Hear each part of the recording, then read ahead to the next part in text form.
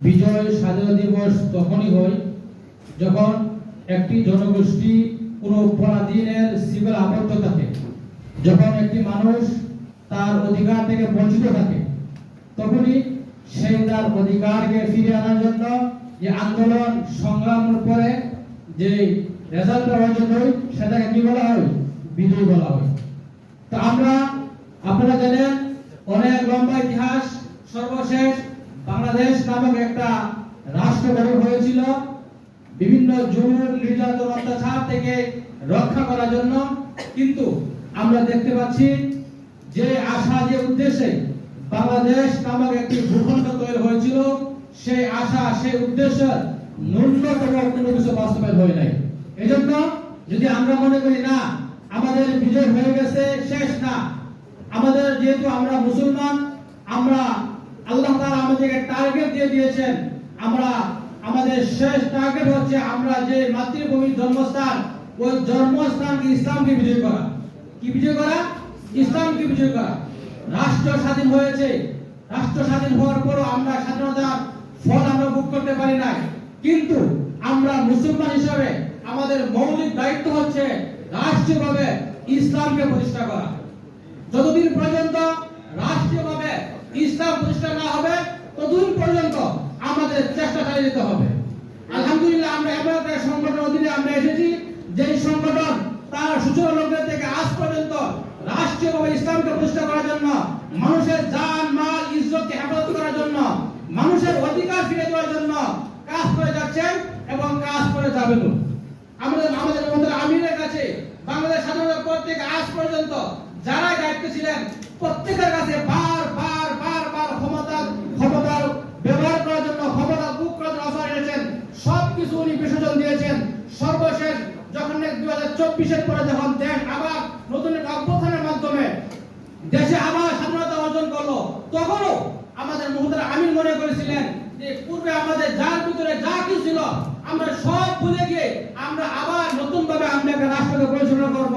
এজন্য আপনারা দেখেছেন আমাদের মুহতারাম আমিরের কাছে, আমাদের কেন্দ্রীয় নেতৃত্বের কাছে যারা বাংলাদেশের ক্ষমতা হাসিলের স্বপ্ন দেখছেন, তারা বারবার বলেছেন পীর সাহেব চরমনাইকে কোনোভাবে লোক দেখেনি, ওনাকে আয়ত্ত আনা যায়। কিন্তু আমরা কি দেখেছি?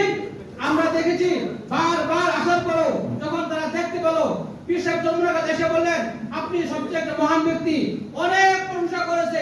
যখনই তারা বুঝতে পারলেন না পীর সাহেব চরমনাই ক্ষমতালোভী মানুষ নয়, পীর সাহেব চরমনাই আমাদের লোক লালসায় তিনি করবেন না, পীর সাহেব চরমনাই উনি ক্ষমতালোভী এমপি লোভে মন্ত্রী লোভী করবেন না, তখনই তারা পীর সাহেব চরমনাইয়ের বিরুদ্ধে বিভিন্ন কথা বলতে শুরু করে দিয়েছে। কিন্তু আমাদের মুহতারাম আমির, ওনার মূল টার্গেট হচ্ছে ইসলামকে রাষ্ট্রীয়ভাবে ক্ষমতায় নেওয়া। উনি এই সব কিছু বাদ দিয়ে উনি আল্লাহর কি কুদরত, উনি এক ঘোষণা করে দিলেন আমরা আগামীতে বাংলাদেশে সমস্ত দুর্নীতিবাজ, চাঁদাবাজদের উৎখাত করে ইসলামকে রাষ্ট্রীয় ক্ষমতায় নেওয়ার জন্য এক বাক্স নীতি নামে একটা ঘোষণা মুখতালা বের করে দিয়েছে।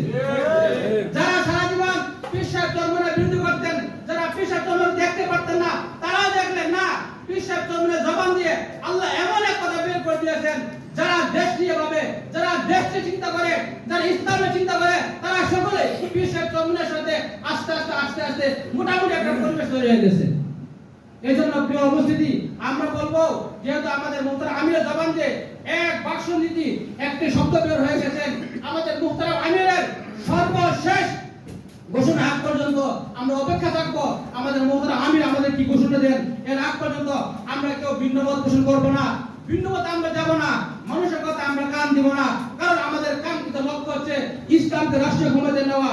এখন ইসলাম রাষ্ট্রীয় ক্ষমতায় যায় নাই, আমরা বিশ্রামের সময় এখনো হয় নাই, আমরা থেমে যাওয়ার সময় এখনো হয় নাই, আমাদের সামনে বহুত কাজ বাকি আছে। ইসলামকে রাষ্ট্রীয় ক্ষমতা থেকে বাহির করার জন্য, না নেওয়ার জন্য পশ্চিমারা কাজ করতেছেন, ভারত শক্তি কাজ করতেছেন, চতুর্দিকে কাজ করতেছেন। এই চতুর্মুখী ষড়যন্ত্রকে ধূলিসাৎ করে ইসলামকে রাষ্ট্রীয় ক্ষমতা নেওয়ার জন্য পীর সাহেব চরমনাই সর্বশেষ ঘোষণা আগ পর্যন্ত আমরা অপেক্ষা করবো। যখনই পীর সাহেব চরমনাই সর্বশেষ ঘোষণা করবেন, যে ঘোষণা আমাদের মুহতারাম আমির জবান দিয়ে আসবে, ওই ঘোষণাকে বাস্তবায়ন করার জন্য আমরা কারা জান মাল দিয়ে আমরা চেষ্টা করতে আছি ইনশাআল্লাহ। আগামী দিনে পীর সাহেব চরমনাই সর্বশেষ ঘোষণা আসার আগ পর্যন্ত আমরা সকলে অপেক্ষা করি।